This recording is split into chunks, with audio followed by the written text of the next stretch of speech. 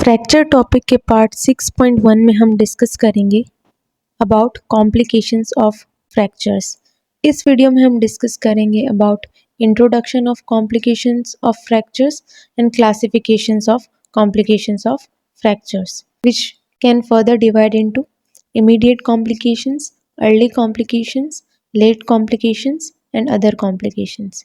इस पार्ट के अंदर हम डिस्कस करेंगे अबाउट इमीडिएट कॉम्प्लिकेशंस। सबसे पहले बात करते हैं इंट्रोडक्शन की। तो फ्रैक्चर एक बहुत डिस्टर्बिंग इवेंट होता है, देयरफॉर इसके अंदर कॉम्प्लिकेशंस के डेवलप होने के चांसेस बहुत ज़्यादा होते हैं। इसीलिए अर्ली डायग्नोसिस और ट्रीटमेंट से हम इन कॉम्प्लिकेशंस को बहुत ज़्यादा हद तक कम कर सकते हैं।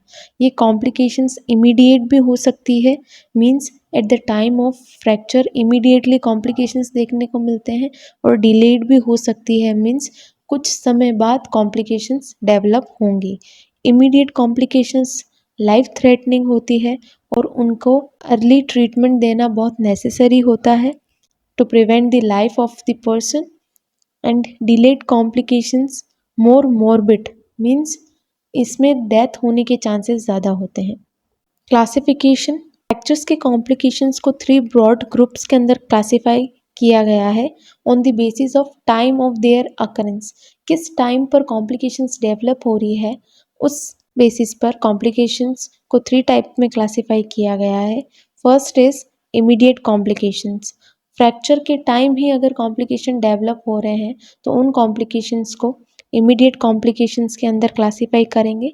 अर्ली कॉम्प्लिकेशंस वो कॉम्प्लिकेशंस होती हैं जो कि फ्रैक्चर के इनिशियल फ्यूज डेज में ही डेवलप हो जाती हैं, और लेट कॉम्प्लिकेशंस वो होती हैं जो फ्रैक्चर के बहुत लंबे समय बाद देखने को मिलती है। इस वीडियो में हम बात करेंगे about immediate complications.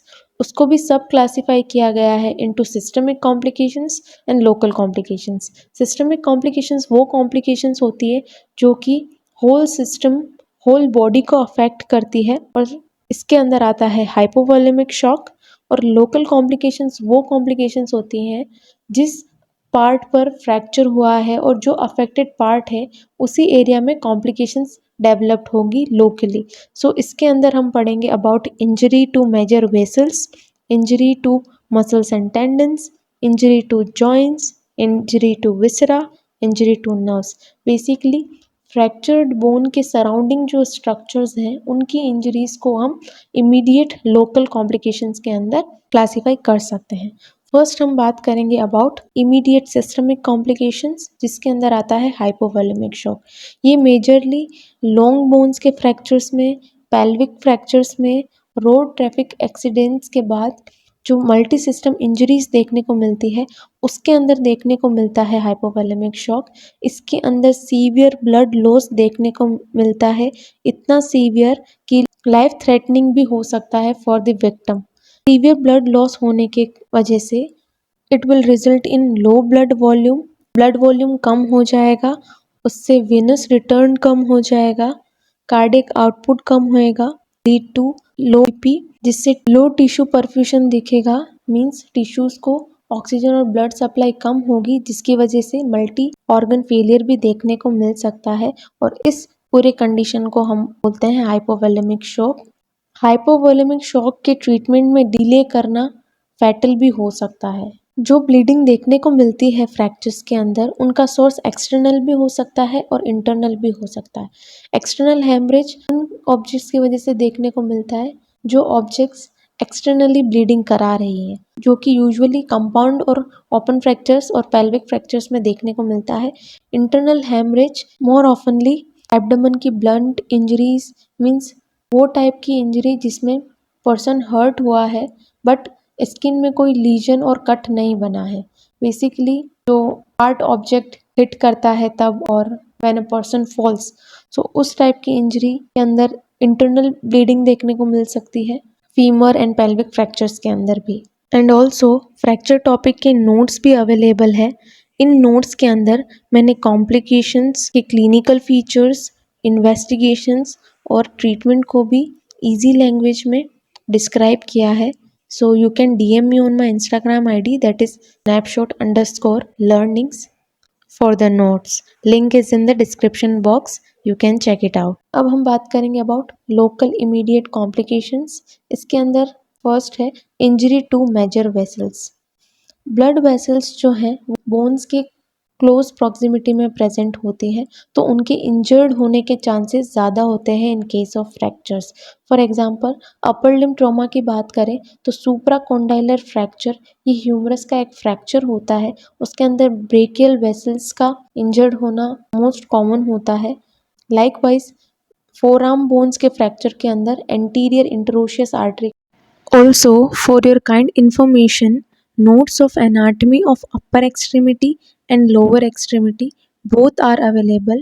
In that notes, I have described in detail about bones, muscles, nerves, blood supply, joints, surface landmarks in very easy and detailed language. So you can DM me for that as well. Link is in the description box. Lower limb trauma की बात करें तो hip dislocation के अंदर femoral vessels, femur fracture के अंदर femoral vessels और नी dislocation के अंदर popliteal vessels. These are most common vessels which get affected और injured during these different type of fractures and dislocations. Next है injury to muscles and tendons. Fractures के साथ साथ कुछ डिग्री मसल्स और टेंडन्स का भी डैमेज देखने को मिलता है।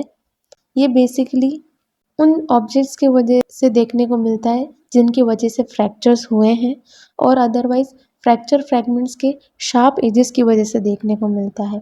ये कंडीशन मोस्ट ऑफनली ओवरशेडोड हो जाती है because fracture is more noticeable than these injury. So both late detect होते हैं और तब डिटेक्ट होते हैं जब फ्रैक्चर्ड फ्रैगमेंट का डिस्टल जॉइंट के अंदर मसल और टेंडन्स के अंदर इंजरी होने की वजह से, स्काररिंग होने की वजह से वो जॉइंट स्टिफ और डिफॉर्म्ड होता है। सो जनरली पार्शियल रप्चर्स के अंदर इंजर्ड मसल को रेस्ट देना चाहिए, analgesic that is pain killer देना चाहिए और अगर कंप्लीट रप्चर है तो उसके अंदर रिपेयरिंग की ज़रूरत होती है बाय सर्जिकल मैनेजमेंट। और रेयरली अगर टेंडन और मसल रप्चर बहुत लेट डिटेक्ट हुआ है तो उन केसेस के अंदर रिकंस्ट्रक्शन सर्जरीज की भी रिक्वायरमेंट हो सकती है। नेक्स्ट है इंजरी टू जॉइंट्स। अगर फ्रैक्चर्स जॉइंट के आसपास हुआ है तो उस केस के अंदर जॉइंट सबलैक्सेशन और डिसलोकेशन होने के चांसेस ज़्यादा होते हैं। सबलैक्सेशन एक टाइप का पार्शियल डिसलोकेशन होता है जिसमें there is limited contact between the articular surfaces of the joint, whereas dislocation के अंदर there is no contact between the articular surfaces of the joint, complete dislocation। और ये कॉम्बिनेशन जिसमें फ्रैक्चर्स के साथ साथ जॉइंट डिसलोकेशंस और सबलैक्सेशंस देखने को मिले ये बहुत कॉमन होते हैं in high velocity traffic accidents. तो इन केसेस के अंदर ओपन रिडक्शन और फ्रैक्चर का स्टेबलाइजेशन करना for early joint movements better result show करता है। नेक्स्ट है injury to viscera. Viscera means organs, organs के अंदर इंजरी होना। ये जनरली पेल्विक और रिब फ्रैक्चर्स के अंदर देखने को मिलते हैं तो इन केसेस के अंदर सर्जिकल मैनेजमेंट की रिक्वायरमेंट होती है to treat them. Next and last है लोकल इमीडिएट कॉम्प्लिकेशंस के अंदर that is injury to nerves. Nerves भी एज लाइक ब्लड वेसल्स बहुत क्लोज प्रॉक्सिमिटी में होती है बोन्स के, तो इनके इंजर्ड होने के चांसेस भी ज़्यादा होते हैं in different kind of fractures और dislocations. For example upper limb trauma की बात करें तो in clavicle fracture brachial plexus के इंजर्ड होने के चांसेस ज़्यादा होते हैं। लाइकवाइज ह्यूमरस फ्रैक्चर के अंदर radial nerve, supracondylar fracture of humerus के अंदर रेडियल नर्व, मोंटीजिया फ्रैक्चर ये एक डिस्टल फोरआर्म फ्रैक्चर होता है, इसके अंदर पोस्टीरियर इंटरोशियस नर्व के इंजर्ड होने के चांसेस हायर होते हैं और रिस्ट इंजरी के अंदर मोस्ट कॉमन नर्व जो कि इंजर्ड होती है वो होती है मीडियन नर्व।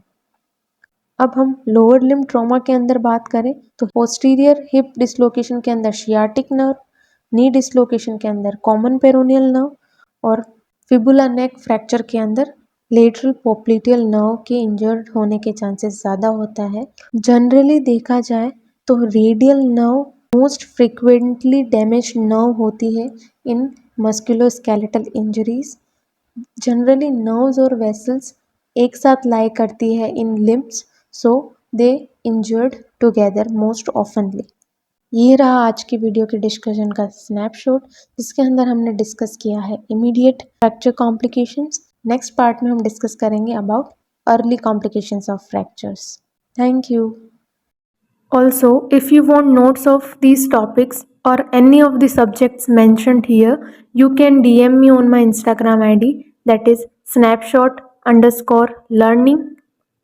इन नोट्स में कॉन्सेप्ट्स को, रीजनिंग को बहुत सिंपल और इजी लैंग्वेज में एक्सप्लेन किया गया है, so you can check it out. Thanks for watching.